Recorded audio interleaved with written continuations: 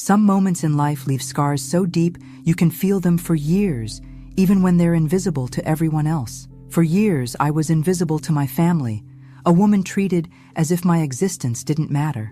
But that would change. It all started with one cruel act that I never saw coming. And from there, everything shifted. I wasn't just going to take it anymore. I never thought it would come to this. Never thought I'd feel the sting of rejection so deep in my chest, not from strangers, but from my own flesh and blood. Frank, my husband of over 30 years, was too absorbed in his job to notice. My children, Emily and Jake, they had their own lives, their own priorities, and I was just the person who cooked their meals, folded their clothes, and watched from the sidelines as they carried on with their busy, important lives. I wasn't part of their world. I hadn't been for a long time. But it wasn't just them. It was Tessa, my daughter-in-law. Oh, Tessa, who could never see me as anything more than a nuisance. It was at one of those family gatherings, you know the kind, where everyone puts on their best face for the sake of appearances. I had been waiting for the chance to hold Lucas, my grandson. I hadn't seen him much lately, but every time I reached out, Tessa would step in with that look, like I was some kind of threat. That day, she said it right in front of everyone, as if it were perfectly normal. "Mom," she said, looking straight at me with a polite smile on her face. "Lucas cries when he's around old people." The words hit me like a slap. Not just the words, but the way she said it, so nonchalantly, as if I were nothing more than a burden to this family. I sat there, in front of everyone, feeling the heat of shame rise in my chest. Everyone heard her, and no one said a word. I tried to smile, tried to keep my face calm, but inside I was crumbling. I wasn't allowed to hold my grandson because he cried around old people. My own flesh and blood, the only thing I ever felt had real meaning in my life, was being held away from me by my son's wife. And the worst part? Not a single person defended me. Not Frank, not Jake, and certainly not Emily. No one even looked uncomfortable. They just let her do it. Let her humiliate me. That night, after the dinner was over, I walked into my room and sat on the edge of the bed. Frank, of course, was already asleep, too tired from work to even notice my mood. I pulled the covers over me and closed my eyes, but sleep wouldn't come. It never did anymore. I had been living in a house full of people for years, and yet I was completely, utterly alone. I felt it deep in my bones. I was invisible, disposable. The thought gnawed at me, tearing me apart from the inside out. But it was in that moment, lying there in the dark, that something inside me shifted. No more. I couldn't keep doing this. I couldn't keep letting them walk all over me. I didn't care how old I was, or how invisible they made me feel. I wasn't going to let this be my life anymore. I didn't know how, but I was going to make them see me.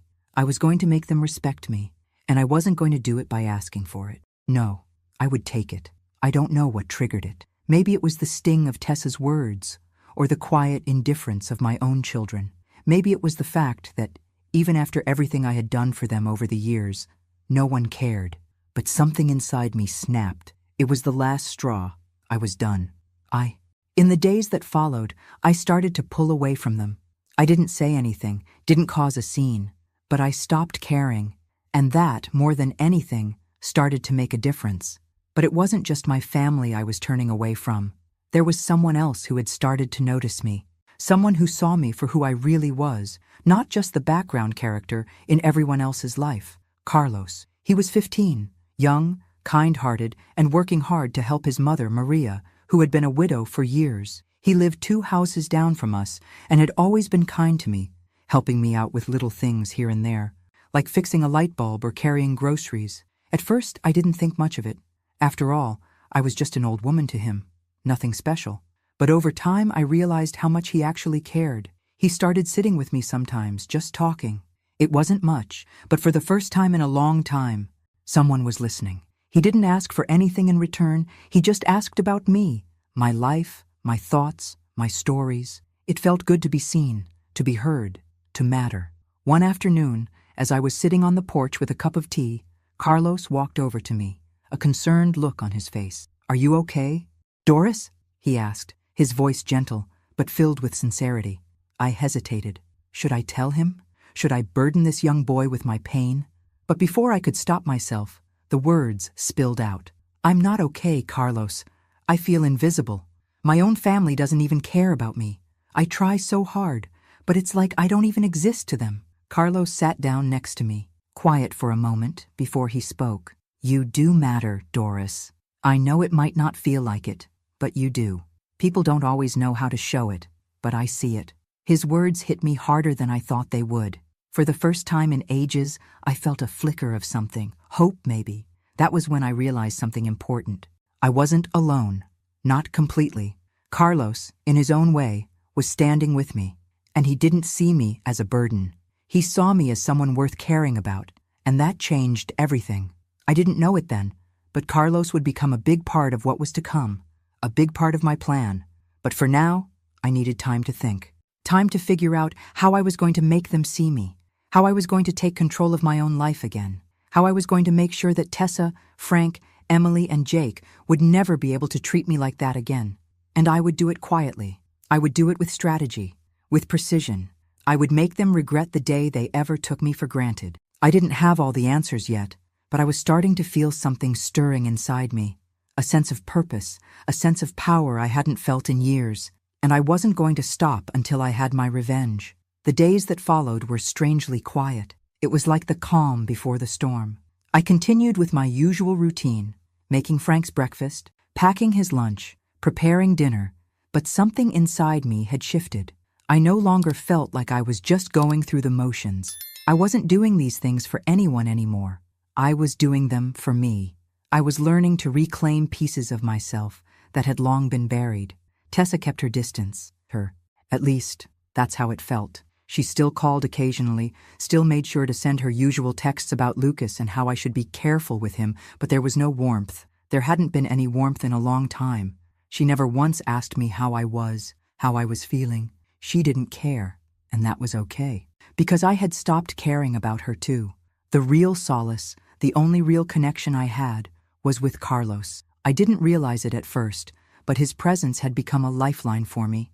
He would come over after school sometimes, helping me with chores around the house, fixing a leaky faucet, mowing the lawn, or even just sitting with me while I folded laundry.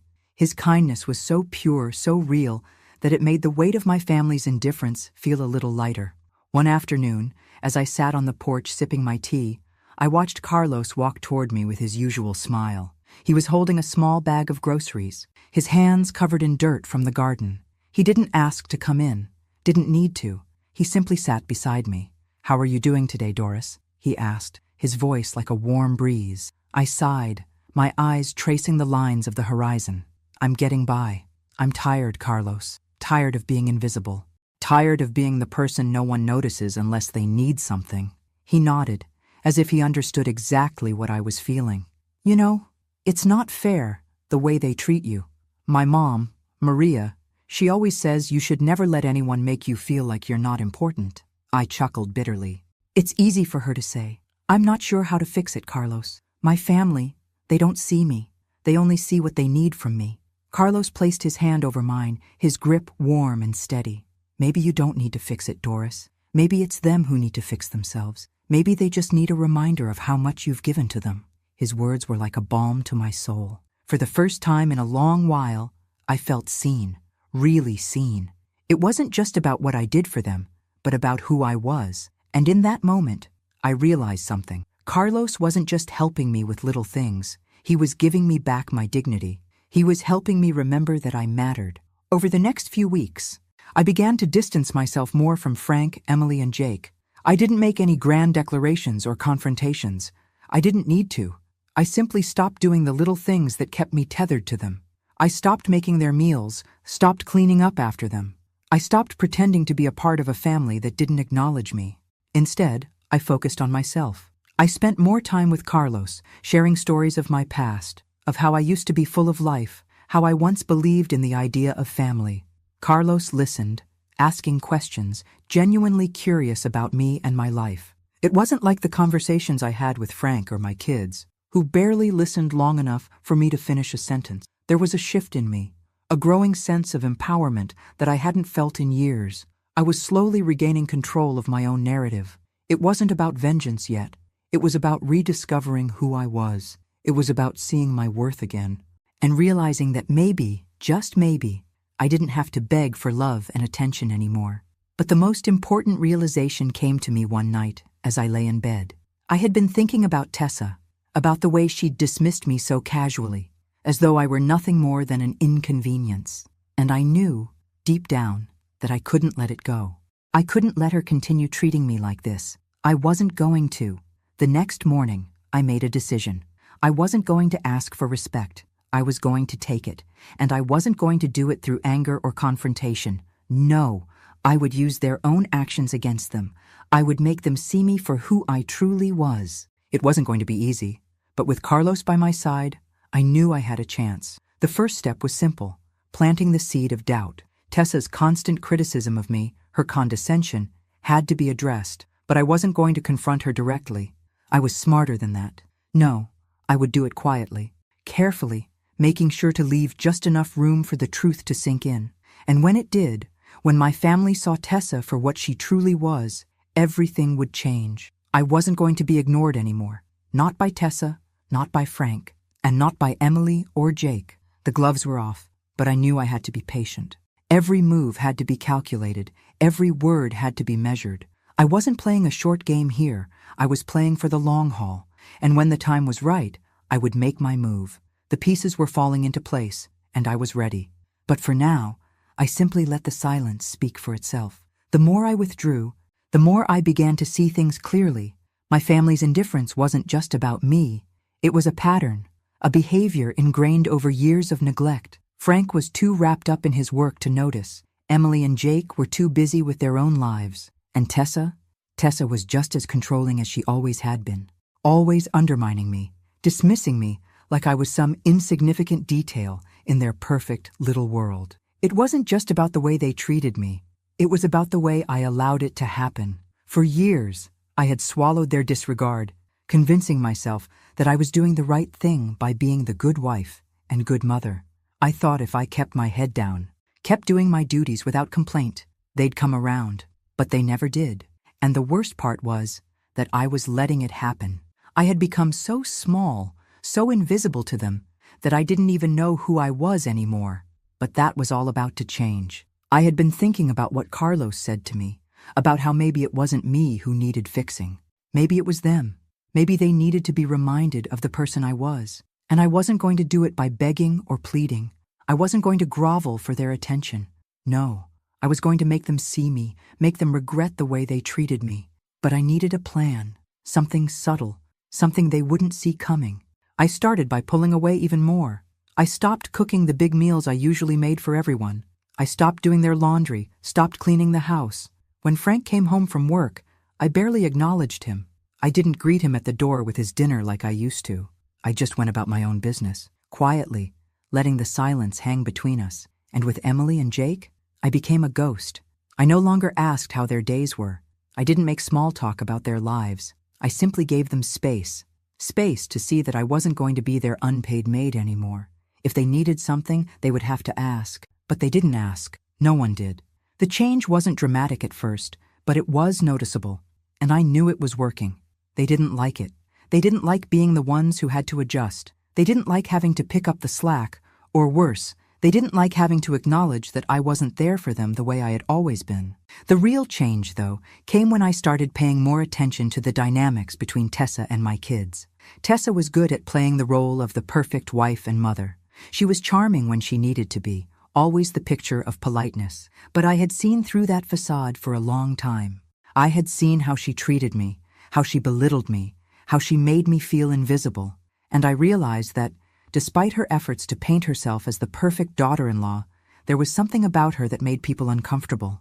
There was a coldness to her, a control that seeped through in little ways, like the way she always made decisions for Lucas without consulting anyone, the way she acted like the family's finances were her business alone, the way she always inserted herself into every conversation, but never once asked me about my thoughts or feelings. It was then that I decided I would plant a seed of doubt. It wouldn't be obvious, at least not at first. It would be subtle, a little thing here and there that would make my children question her.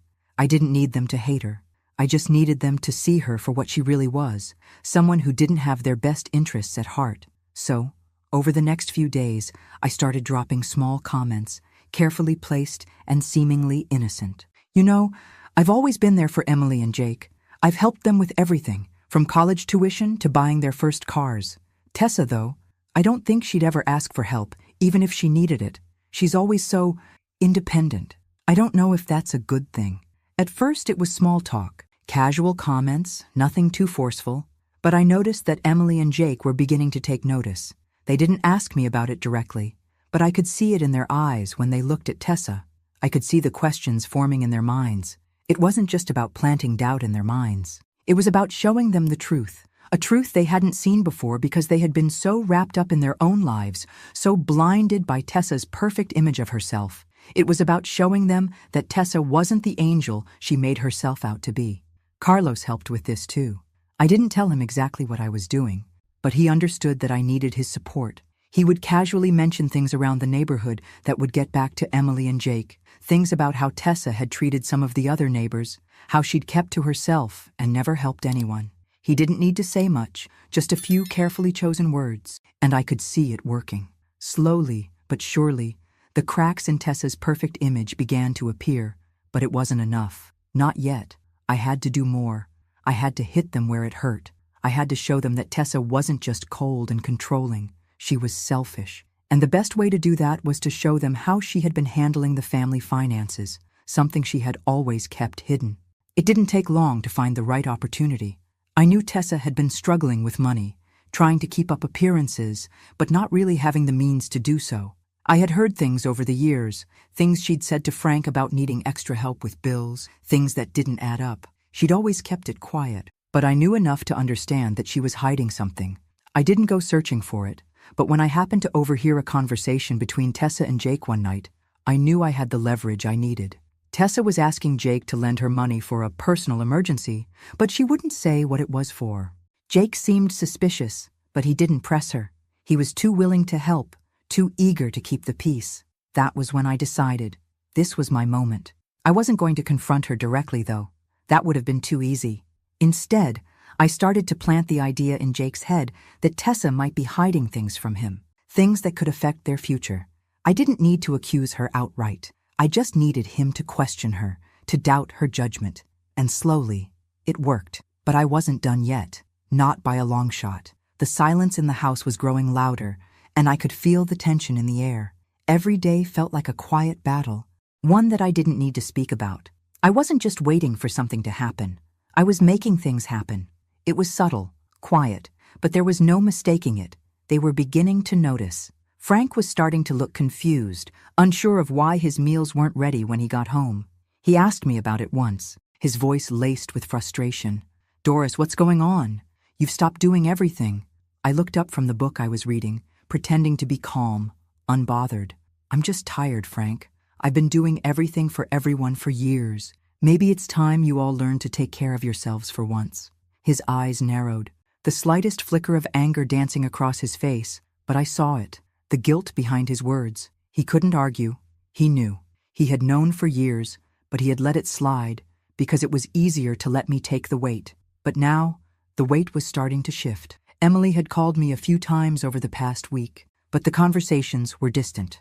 At first, I had hoped things would return to normal, that I could somehow go back to being the mother they needed.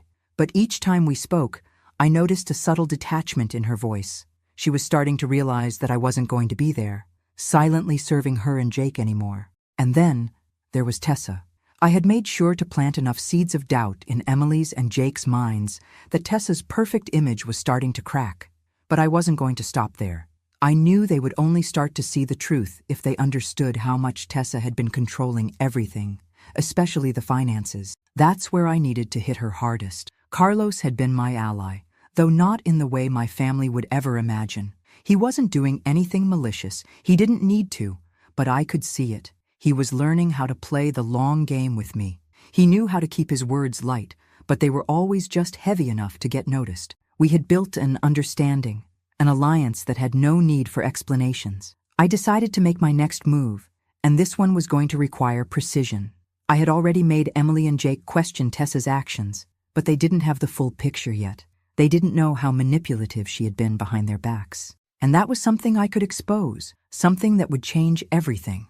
One evening, when Emily came by to drop off some things for Lucas, I seized the opportunity. I had invited her over for tea, knowing she wouldn't be able to resist a chance to catch up. I could see she was still distant, hesitant, but I wasn't going to let her slip away. "Emily, I need to talk to you about something," I said, pouring the tea slowly. She looked up, eyebrows raised. "What's wrong, Mom?" I paused, taking my time. The silence stretched out longer than I intended, but it was effective. When I spoke, I did so carefully. "You know, when Frank and I were raising you kids, we never had much. We worked hard, but we made sure to always share with one another. Tessa's always been different." Emily furrowed her brow. "What do you mean, different?" I sighed, keeping my voice steady. "She's always so secretive about the money, about the way she handles everything. Have you noticed that? She's never really open about what's going on in their finances. It's like she doesn't trust anyone." Emily shifted uncomfortably, clearly not prepared for this conversation. "I don't know, Mom. I haven't really thought about it." I leaned forward slightly, making sure she was paying attention. "I overheard something the other day. I didn't want to bring it up, but she's been hiding things, Emily. I heard her ask Jake for money and she wouldn't say why. And then there's always this pressure, this weight she puts on the family, like everything has to be perfect, like no one else can be involved. It's not healthy. You know that, right?" Emily's face softened, but she still wasn't sure how to respond. She knew I was right, but she was conflicted. "I don't know, Mom. I just don't want to cause any problems. Things are already so tense with her." I didn't push. I just nodded, letting the silence settle again. The seed was planted, and I could see the doubt flicker in her eyes. It was small, almost imperceptible, but it was there, and that was enough for me. Later that night, I found myself sitting on the porch with Carlos, watching the stars. I had told him everything, how I had slowly started to make Emily question Tessa, how I had planted those little doubts. He didn't say much, just nodded, but I could see he understood the importance of what I was doing. "You're doing the right thing, Doris," he said, his voice quiet. "They need to see what she's really like." I glanced at him, my heart swelling with gratitude. He was right. They needed to see it. They needed to understand how Tessa had been manipulating them for so long. She was good at pretending to be perfect, but everyone had a breaking point, and I was going to make sure Tessa's came soon. The following days brought more silence from my family. Frank started looking at me more suspiciously, as if he wasn't sure where all of this was leading. He didn't say it outright, but I knew he felt the shift. He was starting to realize that I wasn't going to play the same role I always had, and that scared him. But I wasn't finished yet. The next step was coming, and when it arrived, I was going to make sure Tessa had nowhere left to hide. For the first time in years, I felt like I was in control, and it felt damn good. The storm was coming, but it was still quiet. I didn't have to say much anymore.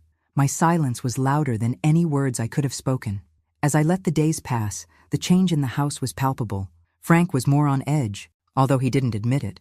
He started asking questions he hadn't before, like why I wasn't doing the little things I used to do around the house. But there was no real anger behind his voice, just confusion. It was clear he didn't know how to handle my distance. I wasn't a part of his routine anymore, and it was starting to bother him. The more I pulled away, the more the family began to feel the absence of my presence. Frank would wander into the kitchen, expecting to find dinner waiting for him, only to find a note saying, "Help yourself tonight. I'm not hungry." The note wasn't confrontational. It was just the simple truth.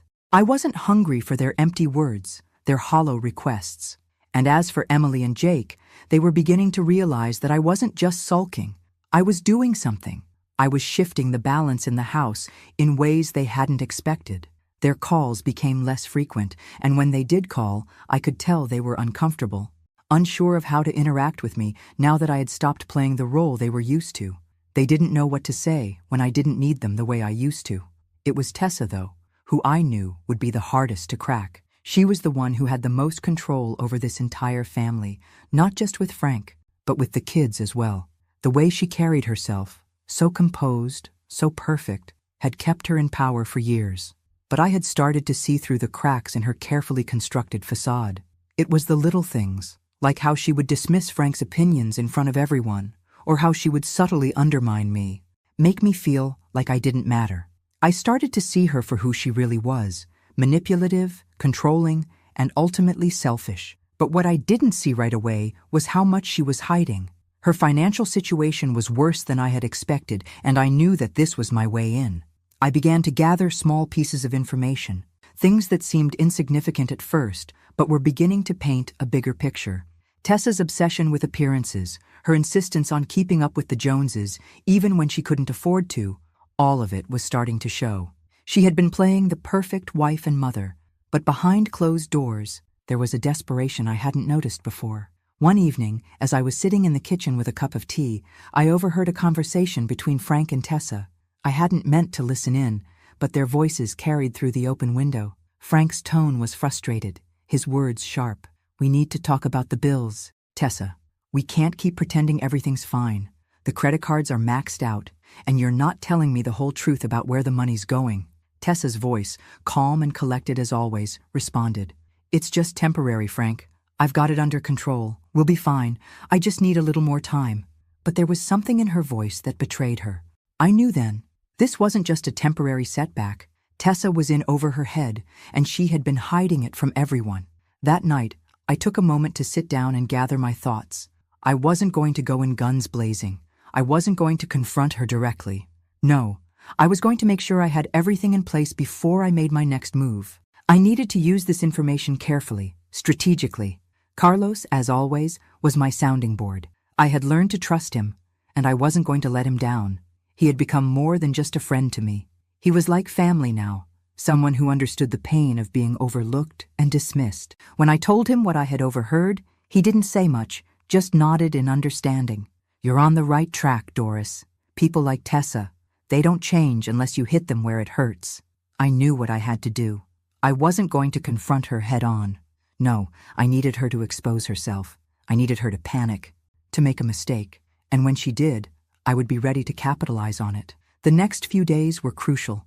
I started slipping small details about her financial struggles into casual conversations, never directly accusing her of anything, just planting seeds in the minds of Frank and the kids. I overheard Tessa talking about the bills the other day, I would say nonchalantly, as if it were no big deal. "She doesn't seem too concerned about it, though.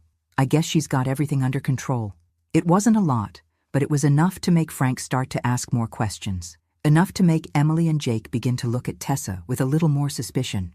I wasn't going to rush this. I was letting the idea simmer in their minds, knowing that eventually they would come to their own conclusions. I had to remind myself to be patient. This was all a delicate balance. I couldn't force their hand. I had to let them come to me. And when they did, when they finally saw Tessa for what she truly was, that would be my moment. But the best part? They wouldn't even see it coming. They thought I was just the old woman, fading into the background. They didn't know that I was playing the long game, and in the end, I would come out on top. The next move was clear. I had to get to the heart of the matter. I needed to make sure Tessa couldn't deny her financial troubles. I needed to make sure she couldn't cover it up anymore. And when the time came, I would expose her. Slowly, methodically, without her even realizing it. I felt a sense of satisfaction in my bones. This was just the beginning. The storm was brewing, and soon enough, everything would come crashing down.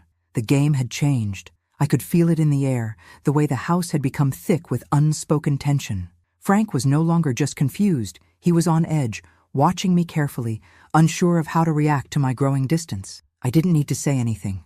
I didn't need to explain myself. The silence between us spoke louder than any words could have. I could see the doubt creeping into his mind, the cracks in his loyalty to Tessa starting to appear. He had always been the type to avoid confrontation, to sweep things under the rug and pretend everything was fine. But now, there was no rug to sweep things under. I had pulled back, and with each passing day, he was forced to see the reality he had ignored for so long. But it wasn't just Frank who was affected. Emily and Jake were too. Emily had called me once more, but this time there was something different in her voice, something uncertain, like she was searching for something. I could tell that the seeds I had planted in their minds were starting to take root. "Mom," Emily said, her voice hesitant, "you've been distant. Are you okay?" I didn't answer immediately. Instead, I took a moment to consider my words. "I'm fine, sweetheart. Just tired. Tired of being the one who's always expected to do everything for everyone." There was a long pause on the other end. "Are you saying you don't want to help us anymore?" I could feel the weight of her question, the unspoken guilt that hung between us. But I wasn't going to apologize. I wasn't going to go back to the role I had played for so long. "No, Emily," I replied, my voice steady. "I'm not saying that. I'm just saying I've done my part. It's time for all of you to start taking care of yourselves. You're grown adults now." The conversation ended with her still unsure of what to say, but I knew she was thinking. She was beginning to understand, albeit reluctantly, that I wasn't going to be there to fix everything for her anymore. And that was exactly what I wanted. As for Jake, he was becoming increasingly distant. I could see him watching me when he thought I wasn't paying attention, a look of uncertainty in his eyes. He was starting to realize that I wasn't going to be the same Doris I had been. He didn't say it, but I could feel the shift in him. He was beginning to question things. It was Tessa, though, who was the true target of my plan. I knew the others would follow suit eventually, but it was Tessa's behavior I needed to expose. I had made her a subtle target, pushing her just enough so that she would eventually reveal herself. It was the day of the family barbecue when things truly started to fall apart.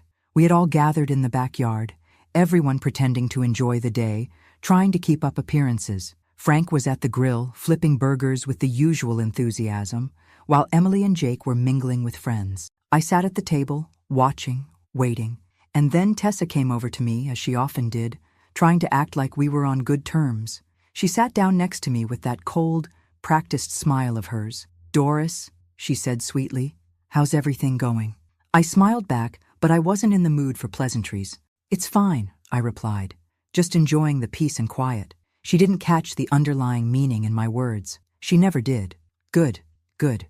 You know, I've been thinking about Lucas. I think it might be time to have a serious conversation about his future.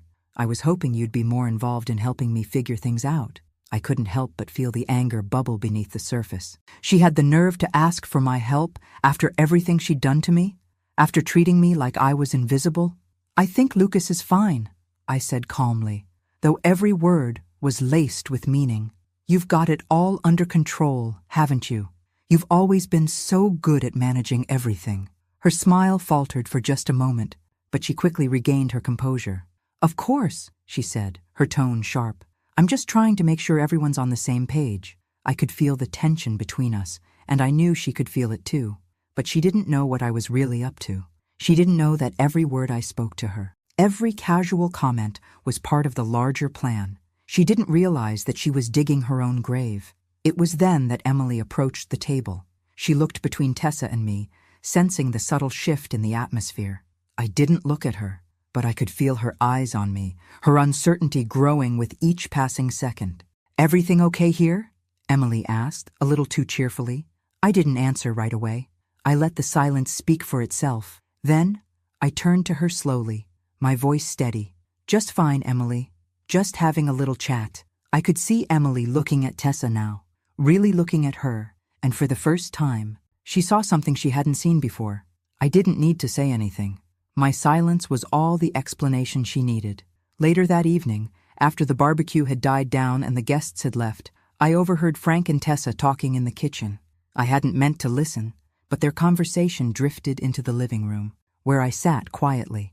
I heard Frank's voice, more frustrated than I had ever heard it before. "Tessa, we need to talk about this. The bills are piling up, and I don't know what's going on with you. You've been hiding things from me, haven't you?" I froze. Tessa's voice was calm, almost too calm. "There's nothing to worry about, Frank. It's all under control. I just need a little more time."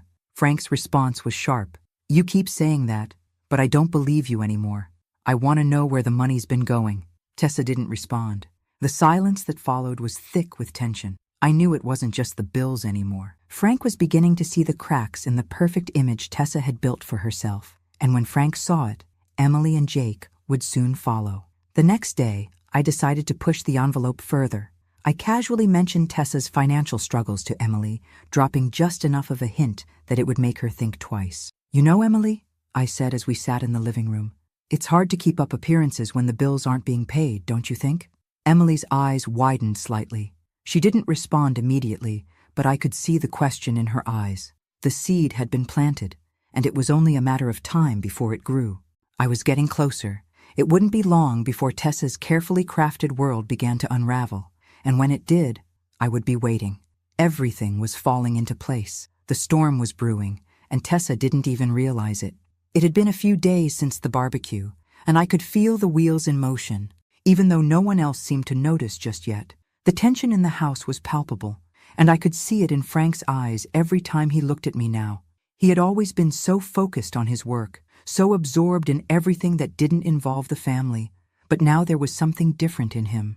It was like a flicker of awareness had sparked behind his tired eyes, and I knew he was starting to see things for what they were. Frank's routine hadn't changed much. He still came home at the same time every day, still buried himself in the newspaper after dinner, pretending to ignore the undercurrents swirling around him.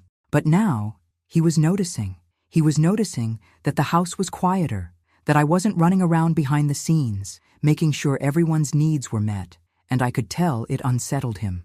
It should have, considering how little he had done to acknowledge my efforts over the years. But what really made me feel like I was on the verge of something was Emily's silence. She hadn't brought up the conversation we'd had about Tessa, but I could see the shift in her. She was trying to stay neutral, but I knew her well enough to see the wheels turning in her head. Every time she looked at me now, I could feel the weight of her judgment, her growing understanding that maybe, just maybe, I had a point. I wasn't the only one who noticed the subtle change in Emily, though. Tessa did too. She had started to act a little more cautiously around me. At first, she had tried to maintain her usual air of superiority, as if I hadn't noticed how she would glance at me sideways when she thought I wasn't looking. But she had stopped being so overtly controlling. She wasn't pushing me around as much anymore, and that was a small victory. The real breakthrough came one afternoon when Emily came to visit. I was sitting in the living room, reading a book when she knocked and entered without waiting for me to answer. She stood there for a moment, her hands folded in front of her, hesitant. I put my book down, silently acknowledging her presence. "Mom," she began, her voice soft but edged with a hint of uncertainty. "I've been thinking a lot about everything, about how you've been acting lately, about how things have been changing around here." I didn't respond immediately. I just waited, giving her the space to work through what she was feeling. I could see she was struggling to make sense of it all. "I don't want to sound like I'm accusing you of anything," Emily continued, her eyes flickering nervously as she glanced at me. "But I think I understand why you've been acting the way you have. It's just, I don't know. It's all so complicated." I knew what she was trying to say. She didn't want to acknowledge it fully yet, didn't want to admit that her own mother had been right about everything. But it was a start, a tiny crack in the wall she had built up around her perception of Tessa. It was a crack that I intended to widen. I gave her a slow nod, letting the silence hang between us for a moment. "You've been noticing, haven't you?" She looked down, her fingers fiddling with the hem of her sleeve. "I think I've been blind, Mom. I never really saw what was happening, and now that I do, I don't know how to deal with it. With Tessa, she's different from what I thought." There it was, the admission I had been waiting for. It wasn't just the subtle seeds of doubt I had planted over the past few weeks. It was her own realization, her own growing understanding of the woman she had been blindly supporting for so long.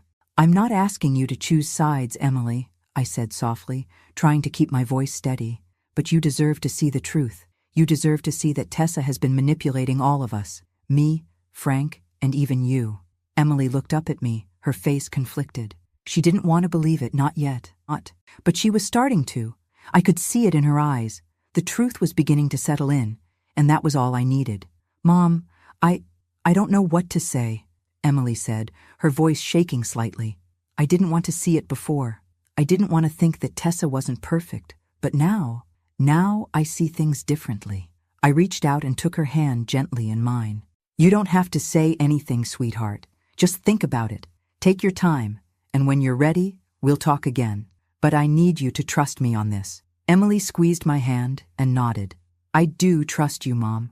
I just don't know what to do now." I wanted to tell her that everything would work out, that things would get better, but I couldn't.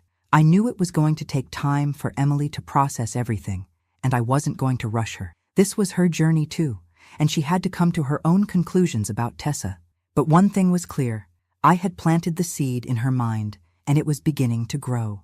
The next few days were quieter, more introspective. Frank was still oblivious, still living in his own world of work and distraction, but I could see the way he looked at me now. He wasn't angry. He was confused, like he was starting to realize that I wasn't going to be the woman I used to be. the woman who had sacrificed everything for them. It was Emily who made the next move. She called me one evening, her voice softer than usual. "Mom," she said, "I think I figured it out. Tessa, she's been controlling everything, hasn't she? And we've all just let her." I nodded, my heart swelling with a strange mix of pride and relief. "Yes, Emily, we've all let her manipulate us for too long, but that's going to change now." There was a long pause on the other end of the line. "What do we do now?" "We wait," I said simply. "We let her expose herself. She's already on the edge. She's just one mistake away from everything falling apart. And when she does, we'll be ready." It was a strange feeling, knowing that the end game was coming closer. But I wasn't nervous. I was ready. Ready to finally be seen. Ready to finally be heard. And when the time came, I would make sure Tessa would never hurt me or anyone else again. I could feel it in my bones. The storm was brewing. And this time, I wasn't just going to weather it. I was going to control it. The pieces were finally falling into place. The tension in the house had reached its peak. It was subtle, but it was undeniable. Frank had stopped asking questions, but I could see it in the way he looked at me. He didn't know what was happening, but something was shifting. He was becoming aware, slowly but surely, that the role I had played for years, the dutiful wife, the invisible mother, was no longer mine. And while he didn't say anything, I knew he could feel it. Emily, on the other hand, was starting to act differently. There was a hesitance in her voice when she spoke to me now, as if she wasn't sure how to approach me, or whether she should even be questioning things. But she was, and that was what mattered. Jake had grown quieter too, sensing the same shift in the air. He wasn't one to openly express his thoughts, but I could feel his growing discomfort, his uncertainty about Tessa. He hadn't said it directly, but I knew he was beginning to question her, even if he didn't know what to do with that newfound doubt. And then there was Tessa. She had always been the one with control, always the one who managed the household, who dictated the terms. But now, there was something different about her. I could see the cracks in her facade, the way her shoulders tensed whenever I looked her way, the way she seemed more calculating, more guarded. She was no longer the perfect daughter-in-law she had once been, and it was because she knew I had started to see through her. But it was time to hit her where it would hurt the most, where it would make everything unravel. I had been watching Tessa for weeks now, taking in every subtle movement, every word that slipped past her carefully constructed walls. I had been patient, I had been calculating, and now I was ready to make my move. Carlos was there, of course, helping me see things more clearly, supporting me without even needing to ask. He had been my confidant, my partner in this quiet war. I trusted him more than anyone in my own family, and I was starting to see how much he had learned from the situation. He was becoming more than just a young boy helping an old woman. He had grown into someone who understood the complexities of manipulation, of human nature, in ways my children never had. One evening, when Frank was at work and Emily was out with friends, I knew Tessa would be the only one left in the house. She was always hovering around, always pretending to be busy with something. But I had learned to read her movements, to see when she was trying to cover something up. I waited until she was sitting in the living room, flipping through a magazine, pretending to be calm. That was when I made my move. I casually walked into the room, acting as though nothing was out of the ordinary, as though we hadn't been at odds for so long. I sat down across from her, taking my time. She didn't look up at first, but I could feel the tension in the air. It was there, like static waiting to strike. "Tessa," I said softly, breaking the silence. "I've been thinking, about everything." She glanced up at me, her eyes flicking with just a hint of suspicion. "About what?" "About how things have changed around here. About how everyone's starting to notice the way you've been running things," I said, my voice steady, but with an edge. People are starting to ask questions about the finances, about why we've been so tight with money lately." Her eyes narrowed, and for the first time, I saw her guard slip slightly. She wasn't used to being confronted like this. "I don't know what you're talking about, Doris," she said, her voice strained but attempting to remain calm. "Everything is fine. Everything's under control." I leaned in slightly, my voice dropping to a whisper as if I were sharing a secret. "It's funny, Tessa. I overheard Frank talking to you the other night. He seemed a little concerned about all these emergencies you keep having. The money you keep asking for. Don't you think he's starting to notice the way you've been hiding things from him?" Her eyes flashed with panic before she quickly masked it. She straightened up in her seat, trying to regain her composure. "Frank doesn't know anything," she said, her voice low but forceful. "And he doesn't need to." I didn't back down. I wasn't going to let her take control of this conversation. I had her exactly where I wanted her. "He's starting to question it, Tessa. The bills, the way you handle everything. You're not as perfect as you think you are. People are starting to see it, including Emily." Her eyes widened, just a little, but I could see the panic now, the unease she was trying so desperately to suppress. "Emily doesn't know anything," she snapped. "She doesn't need to. I'm doing what I have to do to keep this family running. You wouldn't understand." I smiled, knowing I had her. She had let her anger slip, and that was the crack I needed to widen. "I understand perfectly, Tessa. I've been watching you for a long time now, and I've seen the way you manipulate things, how you've controlled everything without anyone realizing it. But you can't keep doing it forever. The truth always comes out, and when it does, Frank, Emily, Jake, they'll all see you for who you really are." The silence that followed was thick with tension. Tessa was visibly rattled now, her composure slipping. She was used to being in control, used to keeping everyone under her thumb, but now I could see the cracks in her armor. She was no longer the confident, perfect daughter-in-law she had once been. She was vulnerable, and that vulnerability would be her undoing. "I don't know what you're trying to do, Doris," she said, her voice shaky but still trying to assert control. "But you won't win. You can't win." I didn't respond immediately. I let her words hang in the air, heavy with the weight of her fear. I wasn't interested in arguing with her anymore. I had already won. I had exposed her, shown her that the perfect image she had built was starting to crumble. The rest would come naturally. "I'm not trying to win, Tessa," I said quietly. "I'm just waiting for the truth to come out. And when it does, you'll have no one left to blame but yourself." She stood abruptly, her chair scraping across the floor, and walked out of the room without another word. I watched her go, feeling a strange satisfaction settle in my chest. The game was over. The pieces were in place, and the rest would follow. I had exposed her cracks, made her see that her control was slipping. The truth was coming, whether she was ready for it or not. And when it did, everything would fall apart. Tessa's perfect world would finally unravel, and there would be nothing she could do to stop it. I wasn't just watching anymore. I was in control. The calm after the storm was almost as unsettling as the storm itself. The confrontation with Tessa had been my final push, and now the pieces were beginning to fall into place. I could feel it in the air. Something was shifting. The tension in the house was thick, like the quiet before a storm's full force hit. Tessa had retreated into herself after our conversation. She didn't confront me again, didn't even try to push my buttons the way she usually did. I could tell she was shaken, and for the first time in a long time, I felt like I had the upper hand. Her perfect, controlled facade was beginning to crack, and I knew she could feel it.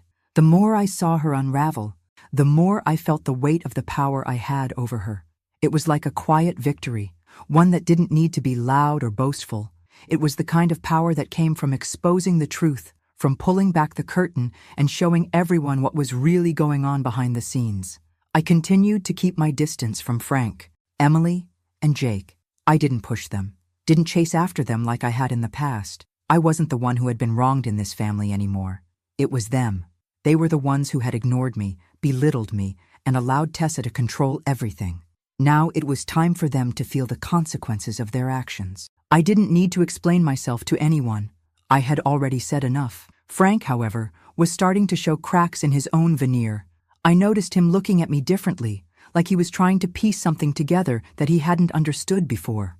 There were moments when his gaze lingered just a little too long, as if he was trying to figure out what had changed. He had spent so many years coasting through life, doing the bare minimum, that now that I had stopped being the woman who did everything for him, he was forced to pay attention. But instead of the usual anger, there was a sense of confusion in his eyes. He was trying to figure out why things had changed, but he wasn't willing to acknowledge the real reason. He wouldn't dare. As for Emily, she hadn't spoken to me directly about her growing suspicions about Tessa, but I could see it in her face. Every time she came over, there was a guardedness in her demeanor. I could feel her shifting, like she was trying to process what I had said to her weeks ago. But she wasn't ready yet. She wasn't ready to fully confront Tessa, and she wasn't ready to face the truth about the way I had been treated. But it was Jake who surprised me the most. He had always been quiet, the type to internalize everything, to push his feelings down and never confront anything head-on. But one afternoon, a few days after the confrontation with Tessa, I caught him standing in the kitchen, staring at the counter, deep in thought. He didn't see me come in, and for a moment I just watched him. It was strange. He looked so much like Frank in that moment, yet he seemed lost in a way Frank never was. Lost, but looking for something, searching for answers. "Jake," I said softly, breaking the silence. He snapped out of his thoughts and looked at me, his eyes widening for just a second. He hadn't expected me to speak to him. Hey, Mom?" I walked over and stood beside him at the counter. "You okay?" He hesitated before answering, his voice low. "I don't know, Mom. I've been thinking a lot lately. About everything. About Tessa. About you." I raised an eyebrow, surprised that he was opening up. "What do you mean?" Jake glanced around the room, as if making sure no one was listening. He sighed, rubbing the back of his neck. "I've been noticing stuff. Things aren't right. Not with her, not with us. I don't know how to say this, but I've been seeing what's been happening. The way she manipulates everything. The way you've been treated." My heart swelled with an unexpected rush of emotions. I hadn't expected Jake to come to me like this, not without a struggle. He had always been the quiet one, always taking the side of peace, always avoiding conflict, but he had seen it, and now he was ready to do something about it. "I don't know if I can fix this, Mom," he continued, looking almost apologetic, "but I don't want to keep living like this. I don't want to keep pretending like everything's okay when it's not." I placed a hand on his shoulder, my voice steady but soft. "Jake, it's not about fixing things anymore. It's about facing the truth. And I know it's hard, but the truth will come out." "It always does." He nodded, his face filled with a mixture of regret and uncertainty.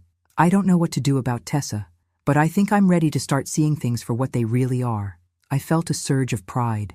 My son had grown up, and in that moment, I realized he wasn't just my son anymore. He was someone who had the ability to see the world clearly, to recognize the manipulation that had been happening all around him. It was small, this admission from him, but it was everything. It was proof that the seed I had planted was beginning to take root. "I'll be here when you're ready, Jake," I said quietly. "I won't push you, but I'll always be here." He gave me a small, almost apologetic smile. "Thanks, Mom. I think I'm starting to understand more than I thought." I watched him walk out of the kitchen, feeling a sense of quiet triumph in my chest. He wasn't fully there yet, not by a long shot, but he was starting to see the cracks in Tessa's facade. And when he did, everything would change. I knew it wasn't over. The game was still in progress, but now I had more than just suspicion on my side. I had the truth, and the truth was powerful.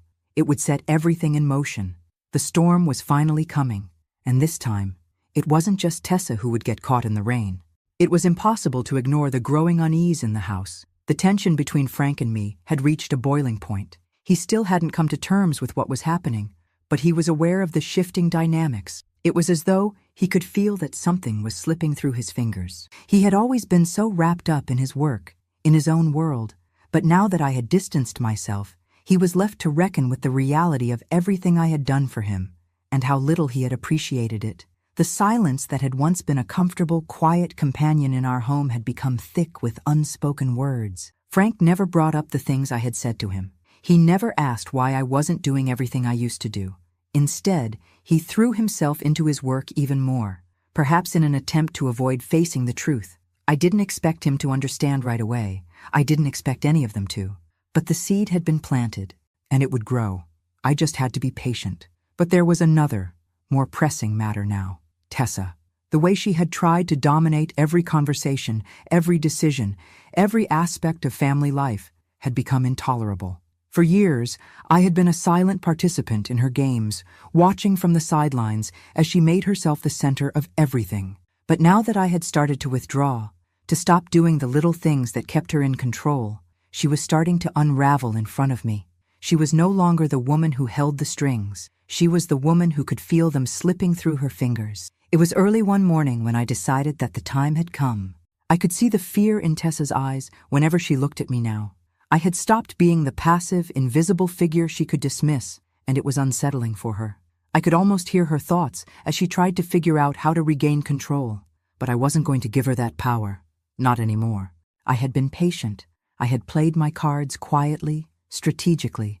But now, it was time to end this. The opportunity presented itself one afternoon when Tessa came over to pick up Lucas. She was trying too hard to appear unaffected, to hold on to her composure, but I could see the cracks in her facade.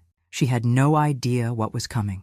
I sat in the living room, pretending to read a magazine as she entered the house. She smiled stiffly when she saw me, but I didn't respond. I didn't even look up. "You're awfully quiet today," she said, her tone dripping with forced politeness. I didn't bother to make small talk. I wasn't interested in pleasantries anymore. "I've been thinking, Tessa," I said, my voice steady, almost cold. Her smile faltered, and I could see her brace herself. She knew exactly what I was about to say, even if she didn't know how much of it was true. "About what?" she asked, trying to sound nonchalant. "About everything," I said slowly. "About the way you've manipulated Frank. About the way you've controlled this family. About the way you've made me feel like I don't even matter." Her expression shifted then, the mask slipping for just a second, revealing the crack in her perfect image. "What are you talking about?" "Doris?" she asked, her voice tight, almost defensive. "I've done everything for this family. I've kept things together." I could hear the desperation in her voice, the need to justify herself, but I wasn't going to let her get away with it. "Not this time." "You've kept things together all right," I said, my voice cutting through the tension like a knife. "But only by keeping everyone at arm's length. You've controlled everything, from the finances to the way people feel about you. But it's all coming apart now, Tessa. The truth is starting to come out. Frank's starting to see it. Emily's starting to see it. And when they do, there's no going back." Tessa's face twisted in fury. "You're wrong. They don't see anything. You're just bitter. You've always been bitter." I stood up then, meeting her gaze with a calmness I hadn't known I could muster. "I'm not bitter, Tessa. I'm just finally seeing things clearly. And so is everyone else." I watched her back away, her eyes flicking nervously toward the door. She didn't know what to do with herself. Her perfect world was collapsing around her, and I was the one pushing it over the edge. "You won't win, Doris," she spat, her voice shaking with rage. "You'll never win. You're just an old woman trying to destroy everything." I wasn't fazed by her words. They didn't matter anymore. "The only thing I'm destroying is your control, Tessa, and I'm not doing it alone. You're doing it to yourself." Without waiting for a response, I walked past her, heading toward the kitchen. She was left standing there, seething in the living room, her facade completely shattered. I knew she was going to try to regain control, but it was too late. The damage had been done. The seeds of doubt had been planted, and now they were beginning to sprout. Later that evening, Emily called. I could tell she had been thinking about our previous conversations. There was a hesitance in her voice, but also something new, something different. "Mom," she said, her tone uncertain but soft. "I've been thinking a lot about what you said, and I've been watching Tessa more closely. I'm starting to see it. I'm starting to see what you've been trying to show me." My heart lifted at her words, but I kept my voice calm. "It's okay, Emily. You don't have to say anything yet. I just want you to think about it. Take your time." "I will," she replied, her voice filled with quiet determination. I'm not sure what to do with all of this yet, but I won't ignore it anymore. I won't turn a blind eye." I could hear the resolve in her voice, and I knew it wasn't just words. She was beginning to understand. Slowly but surely, she was starting to see the truth. Everything was falling into place. The pieces had started to move, and there was no stopping the chain reaction now.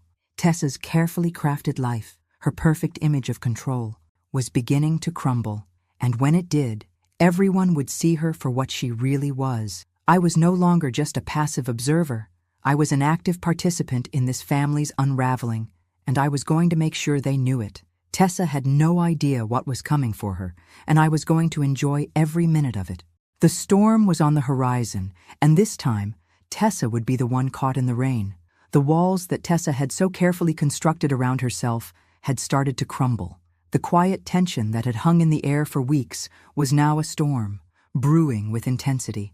I could see it in her eyes every time she looked at me. She knew that the end was near. The game she had been playing, the one where she controlled everything, was finally slipping from her grasp. She was no longer the queen of this house. The family was starting to see through her, and it was only a matter of time before the truth came out. I could feel the shift in the atmosphere around me. Frank, despite his reluctance, was beginning to ask more questions. Emily was finally acknowledging what had been right in front of her eyes for so long.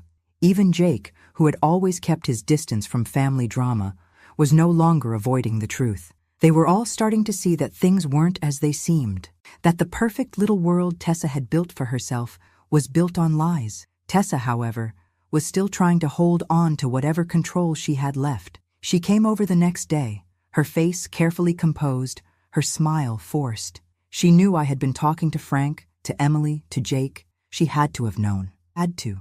The way she looked at me was a mix of fear and anger, as if she was trying to intimidate me into silence. But I wasn't scared of her anymore. Not after everything I had seen, everything I had learned. "Doris," she said, her voice sweet but brittle. "We need to talk." I didn't respond immediately. I just looked at her, my expression calm, but inside, I was already anticipating her next move. She had nothing left to hide, and she knew it. This was her final attempt at regaining the upper hand. "What is it, Tessa?" I asked, my voice steady, betraying none of the emotions that churned within me. She stepped closer, her eyes flicking to the side, almost nervously. "I don't know what you think you're doing, but you need to stop. This game you're playing, it's not going to end well for you." I raised an eyebrow. "The game I'm playing?" I said, barely containing the laughter that bubbled up inside me. "Tessa, if anyone's playing a game here, it's you.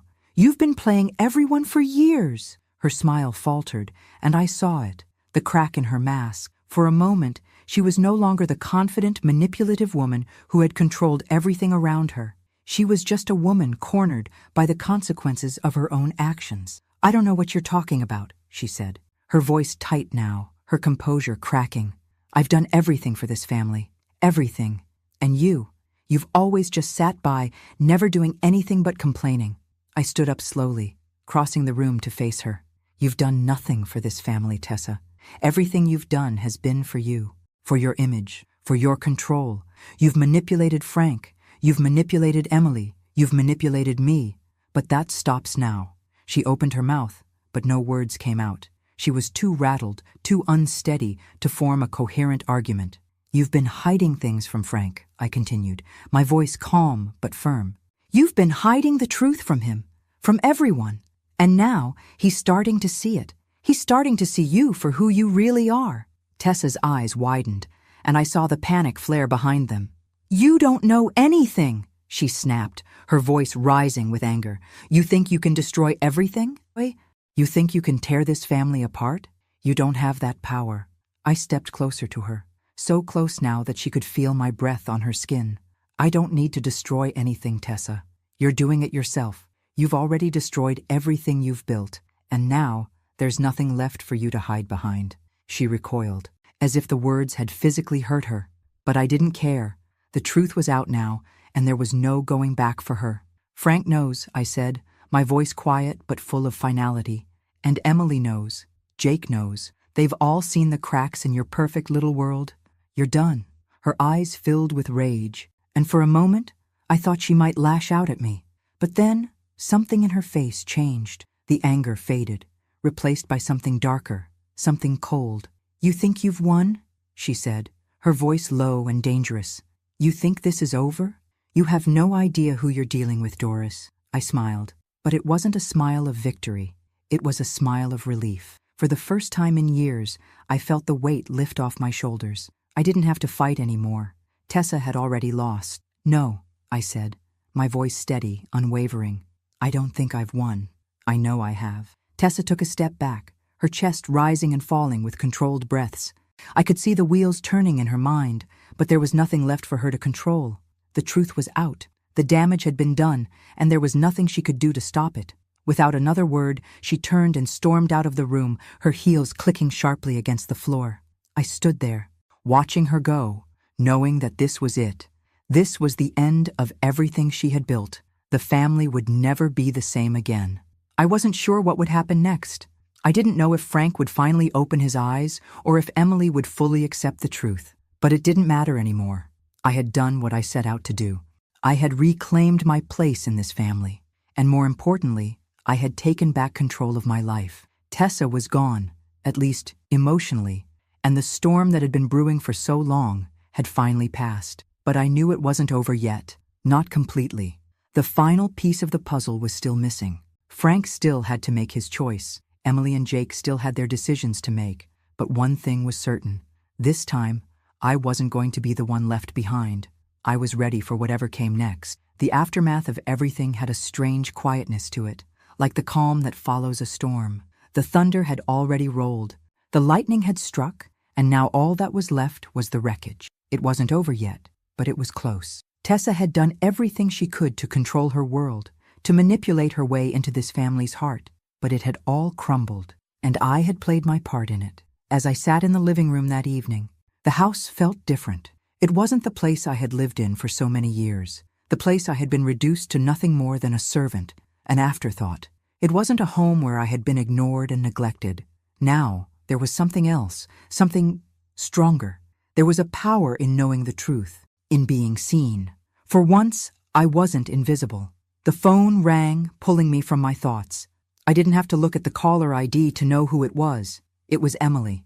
She had been calling more and more, and while she hadn't fully confronted Tessa yet, I could hear it in her voice that she was beginning to understand. The truth was dawning on her, and it wasn't something she could turn away from anymore. "Mom?" Emily's voice was hesitant, unsure, but there was an urgency in it. "I need to talk to you. Can I come over?" I didn't hesitate. "Of course. I'll be here." A few minutes later, Emily was standing in the doorway, her face a mixture of resolve and fear. She hadn't fully accepted everything yet, but I could see that she was no longer the person who had been blindly defending Tessa. She had finally seen the truth for herself. She sat down across from me, her hands twisting in her lap. "I've been thinking about everything you said," she began, her voice shaky but determined. "About Tessa, about how I never saw it. I never saw how she was manipulating all of us. I didn't say anything, just let her talk, knowing that the hardest part was still coming. The reckoning. She needed to process it all, to understand that what she had been so reluctant to believe was the truth. I never wanted to believe it," Emily continued, tears threatening to spill from her eyes. "She's always been the perfect daughter-in-law, the perfect wife. She's been so good at making everyone think she's the one holding it all together. I didn't want to see what was really going on." I leaned forward, my voice gentle but firm. "I know, sweetheart, I know. But the truth doesn't change just because we don't want to see it. Tessa has been controlling everything for years, manipulating Frank, manipulating you, and using you all to keep herself in power. But now, it's all coming out, and you have to face it." Emily wiped at her eyes, nodding slowly. "I don't know how I didn't see it before. I feel so stupid." I shook my head. "You're not stupid, Emily. You were just blinded by the idea of the perfect family, by the picture she painted. But now you know the truth. That's what matters." She was quiet for a moment, processing everything. When she finally looked up at me, her eyes were clear, determined. "I'm going to talk to Frank," she said, her voice stronger now. "I'm going to make him see what Tessa has done. I can't just keep ignoring it. I can't keep pretending everything's fine." I felt a surge of pride. Emily was finally seeing things for what they were. She was ready to take action. "You don't have to do it alone. I'll be here when you need me. We're family, and we'll get through this together." There was a long silence as she took it all in, and then she smiled. The first real smile I had seen from her in months. It was bittersweet, but it was a start. "I'll do it," she said quietly. "I'll talk to Frank, and I'll make sure he sees everything. It's time we all face the truth." The next few days felt like the calm before the storm's final crash.